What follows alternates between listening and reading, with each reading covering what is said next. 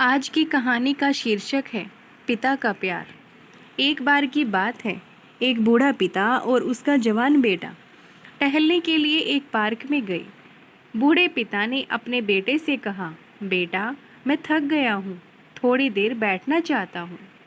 फिर पिता और बेटा दोनों पार्क के एक बेंच पर बैठ गए। तभी पिता की नज़र सामने के एक पेड़ पर गई। वहाँ उन्होंने देखा कि एक पक्षी पेड़ की टहनी पर बैठा है। पिता थोड़ी देर तक उस पक्षी को देखता रहा।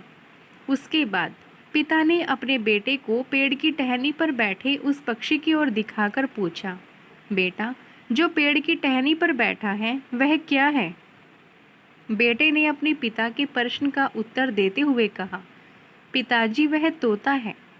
कुछ मिनटों बाद पिता ने अपने बेटे से फिर वही प्रश्न पूछा, बेटा वह क्या है? इसके बाद बेटे ने ऊंची आवाज़ में उत्तर दिया, अभी थोड़ी देर पहले ही तो बताया था कि वह तोता है। थोड़ी ही देर बाद पिता ने एक बार फिर से उसको यही प्रश्न पूछा, बेटा जो ऊपर पेड़ की टहनी पर बैठा है वह क्या है? अब बेटे को बहुत गुस्सा आ गया। वह चिल्लाते हुए अपने पिता से कहने लगा, पापा क्या आपको कुछ सुनाई नहीं दे रहा है या आपको कुछ भी समझ नहीं आ रहा है?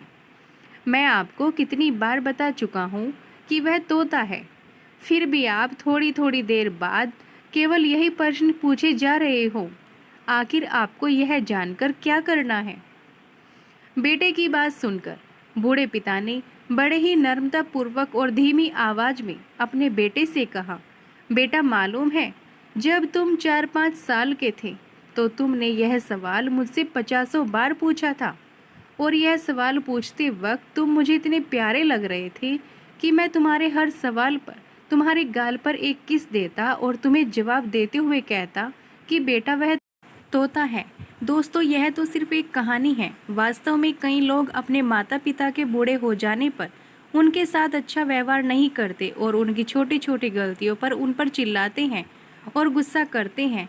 जब भी हमारे माता पिता हम पर निर्भर हो तो हमें किसी के उनके प्रति जिम्मेदारी अच्छे से निभानी चाहिए। माता पिता को हमेशा अपने बच्चों के प्यार की आस होती है, इसलिए उन्हें नाराज करने की बजाय उन्हें हमेशा खुश रखना चाहिए, क्योंकि माता पिता की देखभाल ही हमारी असली जिम्मेदारी है और हमें हमारी जिम्मेदारी से कभी नहीं भागना चाहिए। दोस्तों अगर आप हमारे चैनल पर नए हैं तो चैनल को लाइक शेयर और सब्सक्राइब करना ना भूलिएगा।